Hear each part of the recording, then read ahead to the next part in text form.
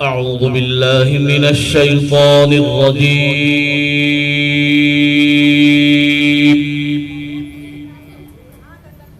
بسم الله الرحمن الرحيم.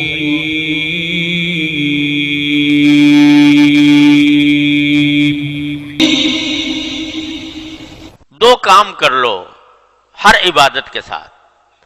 ایک اس عبادت کی توفیق پر اللہ کا شکر، اور اپنی تقصیر پر، اپنی کوتاہی پر استغفار.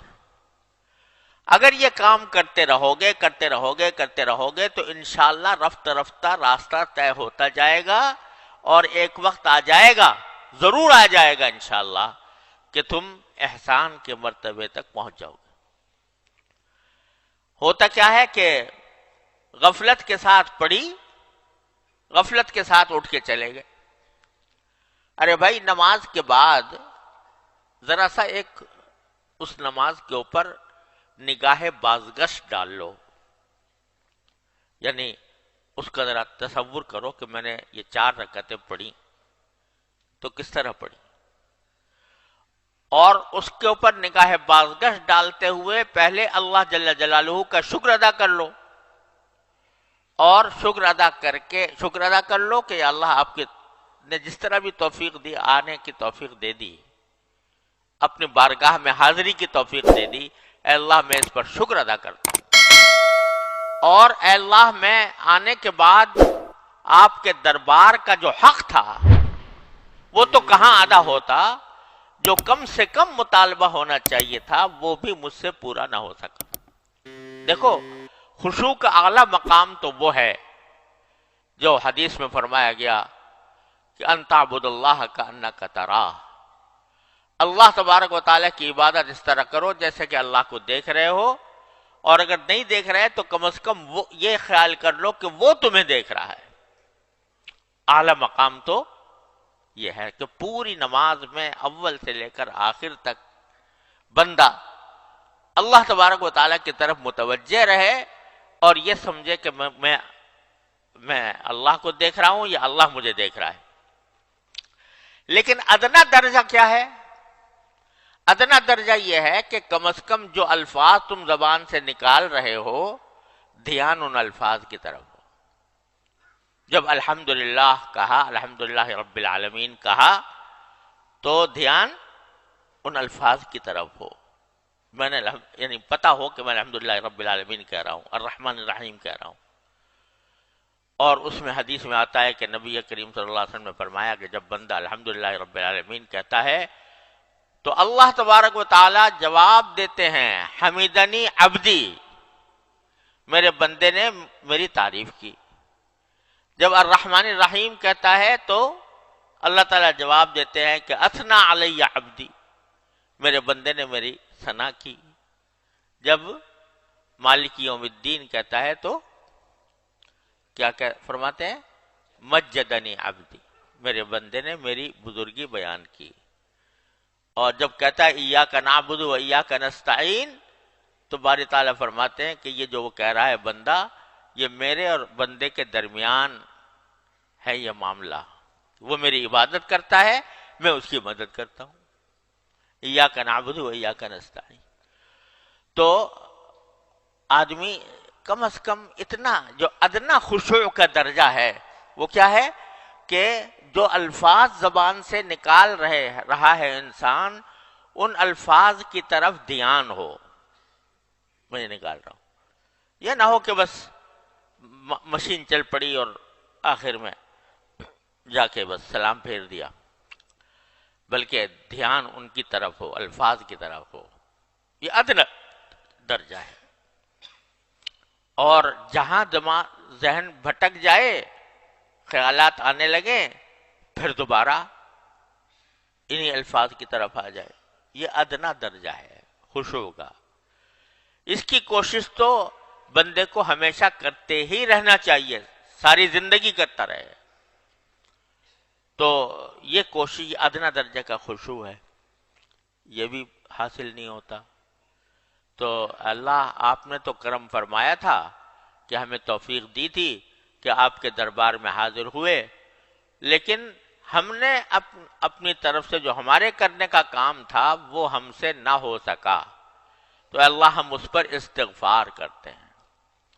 اسی لیے سنت ہے نبی کریم صلی اللہ علیہ وسلم کی کہ نماز ختم ہونے کے بعد فرماتے کہ استغفر اللہ استغفر اللہ استغفر اللہ، 3 بار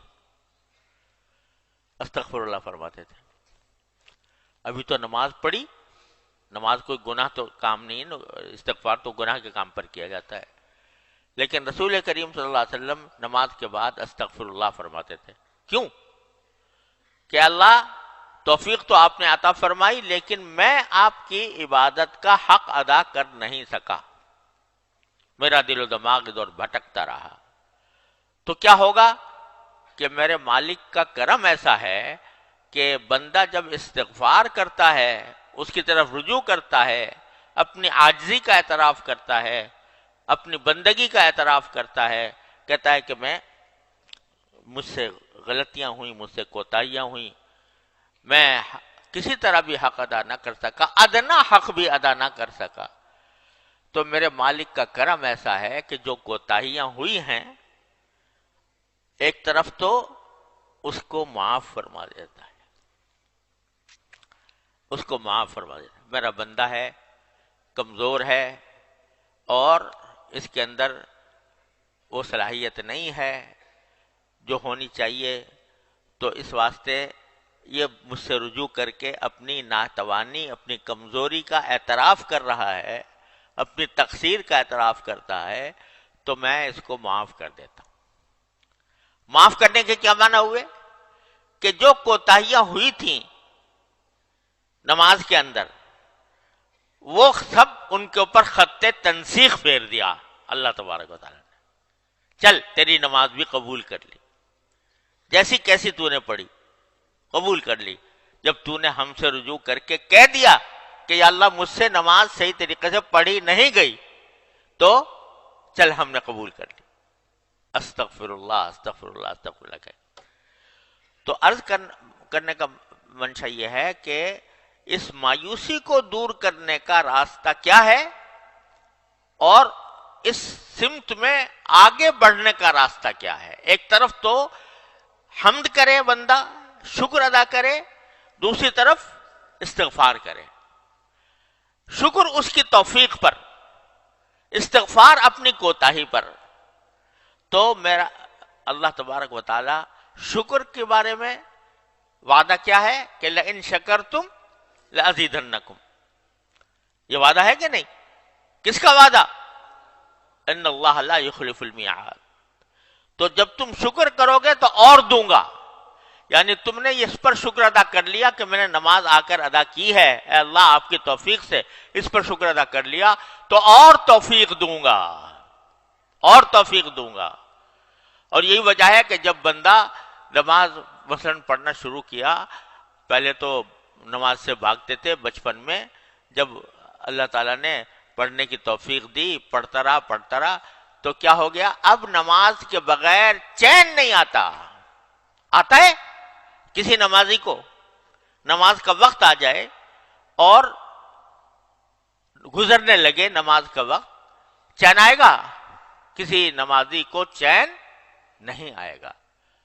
رسول کریم سرور عالم صلی اللہ علیہ وسلم تشریف لے جا رہے ہیں سفر میں، تو سفر میں تشریف لے جاتے ہوئے راستے میں حضرت بلال رضی اللہ تعالیٰ عنہ سے فرماتے ہیں، جو حضور اقدس صلی اللہ علیہ وسلم کے مؤذن تھے، کیا فرماتے ہیں؟ ارحنا بالصلاۃ یا بلال، اے بلال ہمیں چین عطا کر دے، چین دے دے، راحت دے دے نماز پڑھ کر، یعنی نماز پڑھوا دے تو چین آئے، اس کے بغیر ہم بے چین ہیں، ہمارا کسی کام میں دل نہیں لگ رہا کہ کسی طرح میں نماز پڑھ لوں۔ تو آدمی ایسا ہو جاتا ہے کہ چین نہیں آ رہا۔ یہ کیا ہوا کہ جو توفیق شروع میں ہوئی تھی کہ اس وقت زبردستی بغیر دل نہیں چاہ رہا، دل گھبرا رہا ہے، لیکن بندے نے اس کی پرواہ کیے بغیر نماز میں آ کے کھڑا ہو گیا۔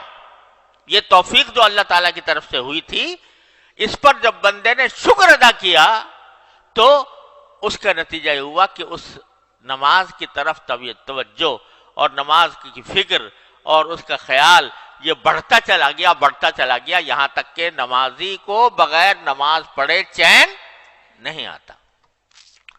تو یہ شکر کی خاصیت تو یہ ہے کہ اب شکر کیا تم نے اور تمہیں توفیق دیں گے، اب شکر کیا اور توفیق دیں گے۔ اور استغفار کا خاصہ یہ ہے کہ بندہ کتنے بڑے سے بڑے گناہ لے کر پہنچ جائے اس دربار میں، بڑے سے بڑا گناہ لے کے پہنچ جائے، اور صدق دل سے، نیک نیتی سے، عاجزی سے اور اپنی بیچارگی سے باری تعالیٰ سے کہتے استغفر اللہ ربی من کل ذنب واتوب الیہ، اے اللہ میں معافی مانگتا ہوں، جو کوتاہی ہوئی ہے میں معافی مانگتا ہوں۔ تو یہ استغفار ایسی چیز ہے کہ میرا مولا اس کے اوپر معافی کا اس نے وعدہ کر رکھا ہے، وہاں شکر پر وعدہ یہ کر رکھا ہے کہ اور دوں گا، یہاں استغفار پر یہ وعدہ کر رکھا ہے کہ تمہاری غلطیاں معاف کر دوں گا۔ ان اللہ یغفر الذنوب جميعا یا عبادی الذین اسرفوا علی انفسهم لا تقنطوا من رحمت اللہ ان اللہ یغفر الذنوب جميعا۔ تو جو اللہ تبارک و تعالی یہ وعدہ کر رہے ہیں کہ میری رحمت سے مایوس نہ ہونا، یا عبادی الذین اسرفوا علی انفسهم، اے میرے وہ بندو جنہوں نے اپنی جان کے اوپر ظلم کیا ہے، لا تقنطوا من رحمت اللہ، اللہ جل جلالہ کی رحمت سے مایوس نہ ہونا، ان اللہ یغفر الذنوب جميعا، اللہ تعالیٰ سارے گناہوں کو معاف کر دے گا تمہارے، یہ وعدہ کر رکھا۔ اتنا آسان کام اللہ تعالیٰ نے بندے کو عطا فرما دیا ہے۔ جب شیطان ڈسے، جب نفس کے فریب میں انسان مبتلا ہو، کوئی بھی غلطی اسے سرزد ہو، فرماتے ہیں دروازہ میں نے کھولا ہوا ہے، آ جاؤ، آ کے استغفار کر لو، کہہ دو یا اللہ مجھ سے غلطی ہو گئی، صدق دل سے کہہ دو اور سچے دل سے، عاجزی کے ساتھ، بیچارگی کے ساتھ، عبدیت کے ساتھ کہہ دے بندہ کہ اللہ مجھ سے غلطی ہو گئی معاف فرما دی، یا اللہ مجھ سے غلطی ہو گئی معاف فرما دی، کہتے ہیں سب معاف کر دوں گا۔ معاف کرنے کے کیا معنی؟ کہ وہ ساری کوتاہیاں جو تم نے کی ہیں وہ میں نے معاف کر کے تمہارا پرچہ صاف کر دیا، تمہارا صفحہ صاف کر دیا۔ تو جو بندہ نماز کے بعد، یعنی نماز کے بعد ایسے ہی اٹھ کے نہ چلے جاؤ خدا کے لیے، نماز کے بعد تھوڑا سا بیٹھ کر، ایک تو جو تسبیحات مسنونہ ہیں وہ تو ہونی چاہیے، لیکن اس کے ساتھ تھوڑا سا نگاہ بازگشت ڈال لو نماز کے اوپر کہ اللہ میں نے نماز پڑھی، ایک تو میں آپ کا شکر ادا کرتا ہوں، توفیق دے دیا آپ نے، کم از کم ظاہری شکل نماز کی میری کروا دی آپ نے اپنے فضل و کرم سے، وہ بھی میری بس سے باہر تھا، آپ نے اپنے فضل و کرم سے کروا دی۔ دوسرے میں استغفار کرتا ہوں، کہے پر کرتا ہوں جو میں نہ مجھ سے کوتاہیاں ہوئی ہیں اس نماز کے اندر، ان پر استغفار کرتا ہوں۔ یہ کر کے دیکھو ہر نماز کے بعد کتنا وقت لگے گا، 1 منٹ 2 منٹ، اور ذرا سا اگر تھوڑا سا اور بڑھا لو کہ اپنی ان 4 رکعتوں